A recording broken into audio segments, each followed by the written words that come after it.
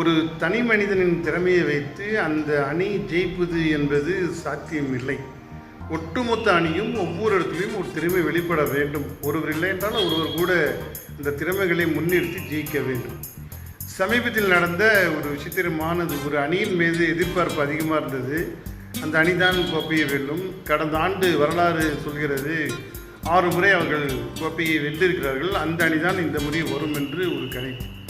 எல்லா விளையாட்டு வீரர்களையும் சிறந்தவர் என்று தான் அவர்கள் பல மதிப்பீடு உள்ள பணத்தை கொடுத்து அவர்களை வாங்கியிருக்கிறார்கள். ஆனால் நடந்தது வேறு. ஒரு தனிப்பட்ட ஒரு மனிதன் திறமை எப்பொழுதும் நீண்ட நெடுகாலம் நம்மோடு பயணம் செய்வது என்பது சிரமம்தான்.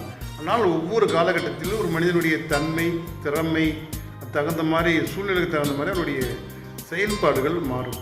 ஒருவரை எப்பொழுதும் அவர் சிறந்தவராக வரக்கூடிய ஆற்றல் இருக்கும் என்று ஒரு முறை அவர் ஜெயித்து விட்டால் பல முறையும் அப்படிதான் இருப்பார் என்பது தவறான ஒரு வழிவகை செய்யக்கூடிய ஒரு திறமை. சமீபத்தில் மிக பிரபலமான உலக பிரசித்தி பெற்ற அந்த விளையாட்டு வீரர், பல சாதனைகளின் சொந்தக்காரர், வயது மற்றும் அவர் 40 தொட்டு நெருங்கியிருக்கிறது.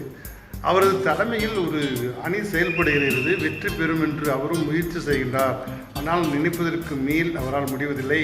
அவரால் என்ன முடியுமோ அந்த திறமைகளை சரிவர்தான் செய்து கொண்டிருக்கிறார். ஆனால் அதற்கு அவருக்கு ஒத்துழைக்கவில்லை. காரணம், சக பணியாளர்களுடைய திறமையும் சக பணியாளர்களோடு அவரோடு ஒட்டுமொத்த அவருடைய தொடர்புகளும் ஏதோ தாறுமாறாக தான் இருக்கின்றது. எப்பொழுதெல்லாம் ஜெயிக்க வேண்டும் என்று எண்ணம் இருக்கின்றது, அதுக்குண்டான ஆற்றலையும் திறமைகளையும் தான் நாம் வளர்த்துக்கொள்ள வேண்டுமே தவிர ஒரு தனி மனிதனையோ ஒரு குறிப்பிட்ட நபரையோ நம்பி எந்த ஒரு செயலும் வெற்றி பெற முடியாது.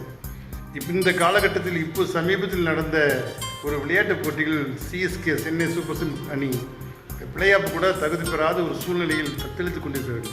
அது திறமை என்பது மனிதனுக்கு மாறுபட்ட ஒரு விஷயம். ஒரு காலகட்டத்தில் வெற்றி பெறக்கூடிய ஒரு சூழ்நிலை இருந்தது.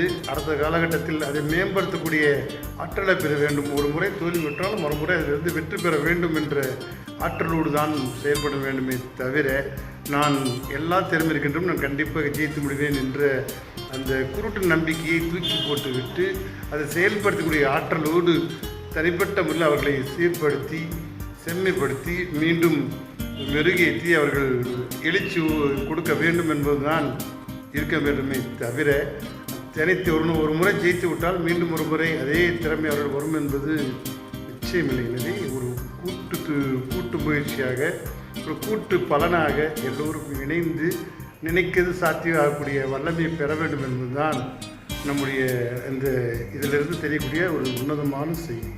வெற்றி எப்போதும் நிரந்தரம் அல்ல, மாறி மாறி வரக்கூடிய ஆற்றலும் இருக்கும். எனவே அது புரிந்து கொண்டு நாம் நம்முடைய பாதையை சரியாக செய்து கொண்டால் வெற்றி நம் வசம் ஈர்த்துக்கொள்ளக்கூடிய வாய்ப்புகள் அதிகம்.